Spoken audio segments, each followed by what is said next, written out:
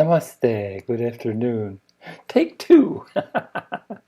Tried it earlier, but I didn't get it right, so let's try again. Uh, Today I want to talk about, the title of today's talk is Walk On, One Step After Another. Talking about, I took it to mean a metaphor for the spiritual journey that, just one step at a time, walk on, walk on. It was written by a favorite of mine, a guy named Christmas Humphreys. It's a British guy, lawyer, born in 1901 in the United Kingdom, died 1983, so he got pretty close. He was 47 when I was born. Okay, and he wrote this little tome, this little beautiful book called Walk On, and it would say something and say something, they would just say walk on, and walk on with exclamation mark. Okay, so he inspired this philosophy that was, no matter what you encounter, what you come across, you just persevere. You have to keep going. You have to keep going. No matter how slow your practice is, or how fast, or the peaks and the valleys of your practice, the important point that I got from this was that you just keep trying. Take that next step. And this step is based on surrender. You have to surrender to the infinite, completely trusting that the infinite would know best. Okay? So now I'd like to tell a story about my teacher.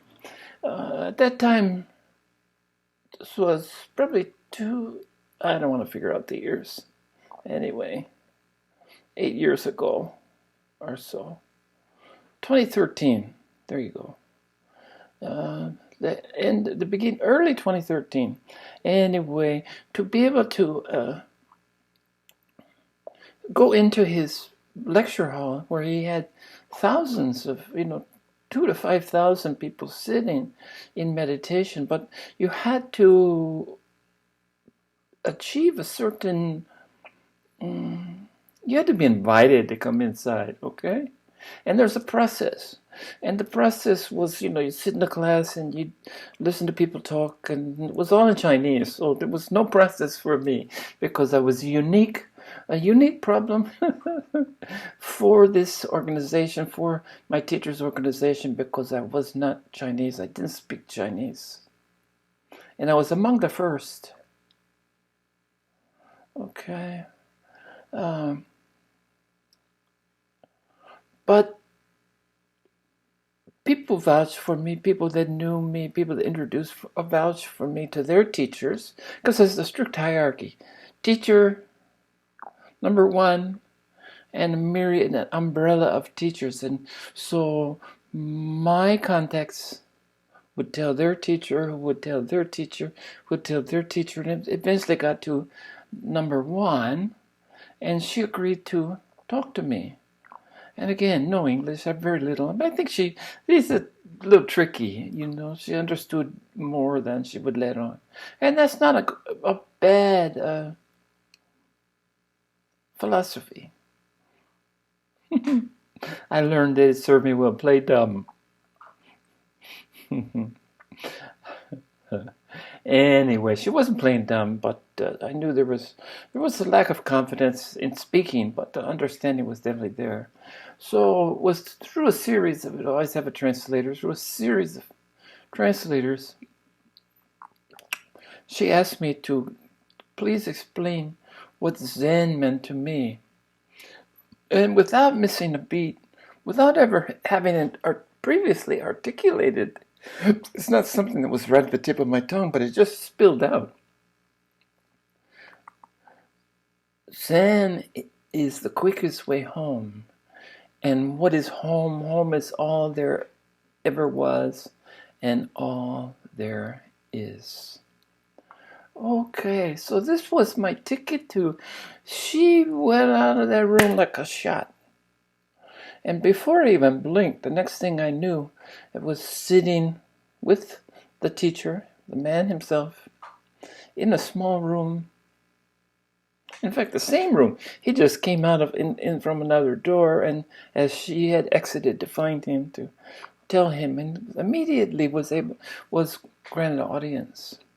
And we laughed a lot and smiled a lot, and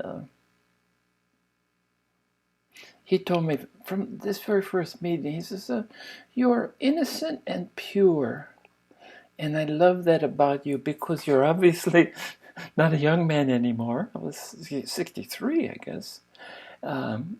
Not young by any stretch of the imagination, but you still remain innocent, pure. And he smiled. And for the first time, he asked me if I had any questions. And what was to become my standard answer? Again, all this was spontaneous. All this was just like it had been rehearsed, but it hadn't. It was, and been rehearsed would have taken away from it. And I said at the time, I have no questions. And that's when I realized that being a man of questions, asking questions from the time I could first articulate, from the first words of out of my mouth was probably why, what, when, where, how. Questions. But from that point on, I never had another question, especially when I had the opportunity, which I was to have 10 or more additional times, to sit with my teacher in this small, intimate setting with just a translator, his minder, the one that took care of him. The tea girl would come and pour tea for us, or for him. I didn't get tea. He had the tea. But this would become our ritual. He would always ask me, and I would always say, I don't have any questions, and he would always smile. So that's one story I wanted to share. Then immediately that was my first meditation with him. I was given a purple shirt, sat on the front row. He made eye contact. He introduced me later to a couple thousand people. He gave me some special hands-on blessing afterwards. Beautiful, opening up me to the Hall of Buddhas, introducing me to the Hall of Buddhas. Great, beautiful stuff. But I told that because I wanted to talk about Zen a little bit. First of all, what's the Chinese term for Zen is Chan.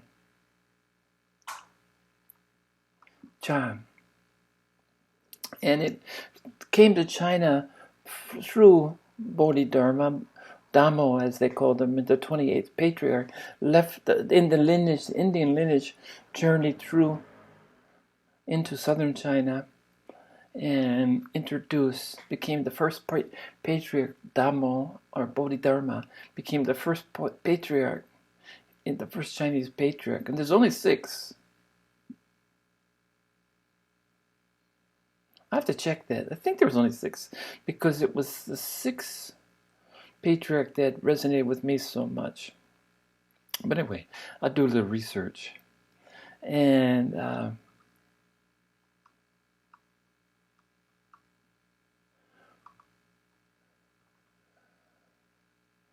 Zen had been my way,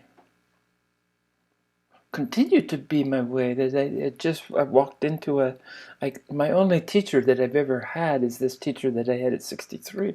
My other teachers, Paramahamsa Yogananda, my other teacher had long, he expired in 1952. He passed on. He left his body in 1952, at which time I was only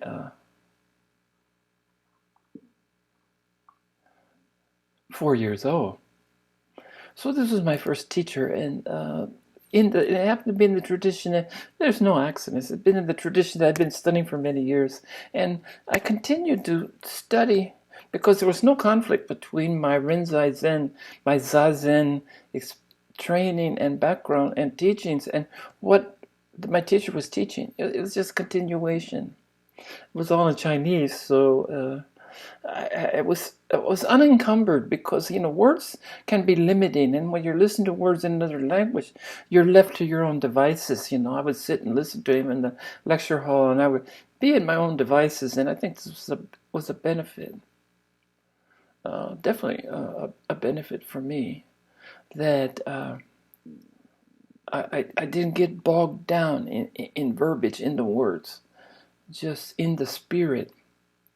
And now I've become to, the last 2 years I started looking more deeply and understanding, because I talked about non-duality, and non-duality was definitely the reconciliation of diametrically opposed opposites, yet up down, yet happy sad, tall short, old young, to realizing that the essence of these are all the same, that there's the diametric, the polar opposites were really part and parcel of one.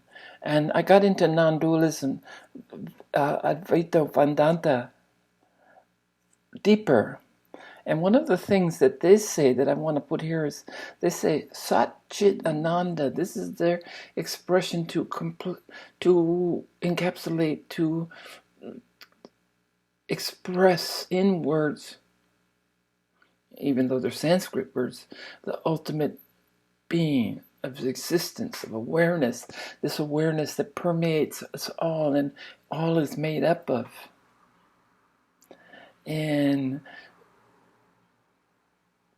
talk about the three Buddhas back here, the different levels. The first level, the green one, is when I was my awakening. I had these 2-day process of awareness, and this was